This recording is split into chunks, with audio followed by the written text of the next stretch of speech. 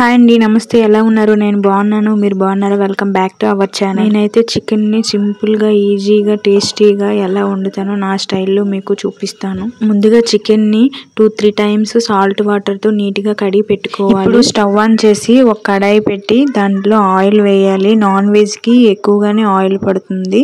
మీరు ఎంత వాడతారో చూసుకొని వేసుకోవాలి. ఆయిల్ వేడెక్కిన తర్వాత దానిలో చికెన్ను వాటర్ తీసి గట్టిగా పిండుకొని చికెన్ను వేయాలి. దానిలో తగినంత పసుపు, కారం, సాల్ట్ తగ్గట్టు వేసుకోవాలి. చికెన్ లో వాటర్ మొత్తం ఇంకిపోయేదాకా కలుపుకుంటూ అలా ఫ్రై చేసుకోవాలి. అస్సలు వాటర్ ఉండకూడదు. దానిలో ఉన్న వాటర్ వస్తుంది కదా, ఆ వాటర్ మొత్తం ఇంకిపోయేలా ఫ్రై చేయాలి. అలా కలుపుతుంటూ మధ్యన కలుపుతుంటూ ఫ్రై చేయాలి. ఇప్పుడు నేనైతే దీనిలోకి 3 టమాటాలు మీడియం సైజు, 2 పెద్ద ఉల్లిపాయలు, ఒక 4 పచ్చిమిరపకాయలను అయితే తీసుకున్నాను. వాటిని కట్ చేసుకోవాలి. ఇప్పుడు స్టవ్ ఆన్ చేసి వేరే ప్యాన్ తీసుకొని ఆ ప్యాన్ని పెట్టి దాంట్లో కొద్దిగా ఆయిల్ని వేసి ఆయిల్ వేడెక్కాక దానిలో పచ్చిమిరపకాయలు, అల్లం వెల్లుల్లి పేస్ట్, హోల్ గరం మసాలా వేసుకొని ఫ్రై చేయాలి. నా దగ్గర అయితే హోల్ గరం మసాలా లేదు, నేనైతే పౌడర్ వాడతాను. నేనైతే పౌడర్ వేస్తాను. తర్వాత ఇందులో కొద్దిగా కరివేపాకు, కాజు ఉంటే కాజు వేసుకొని ఫ్రై చేయాలి.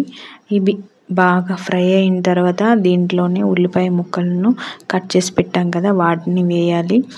వాటిని బ్రౌన్ కలర్ వచ్చేంత వరకు మధ్యన కలుపుకుంటూ ఫ్రై చేసుకోవాలి. దీనిలో టేస్ట్కి తగ్గట్టు పసుపు, కారం, సాల్ట్ వేయాలి. దీనిలో కొద్దిగా ధనియాల పొడిని వేసి ఫ్రై చేయాలి. ఇవి బాగా ఫ్రై అయిన తర్వాత దీనిలో టమాటా ముక్కలను వేయాలి. టమాటాలను బాగా కలిపి మగ్గినంత వరకు ఫ్రై చేయాలి. బాగా మగ్గనివ్వాలి. మగ్గి అవి కొద్దిగా జ్యూస్ లాగా వచ్చేంత వరకు ఫ్రై చేసుకోవాలి. ఇవి బాగా ఫ్రై అయ్యాయి. ఇప్పుడు చికెన్ బాగా ఫ్రై అయింది కదా, దాంట్లో వాటర్ అయితే లేదు. కారం, పసుపు ఇవి వేసాం కదా, అవైతే ఆ ముక్కల్ని మంచిగా పట్టి ఉంటాయి. అందుకే ఇలా ఫ్రై చేసుకోవాలి.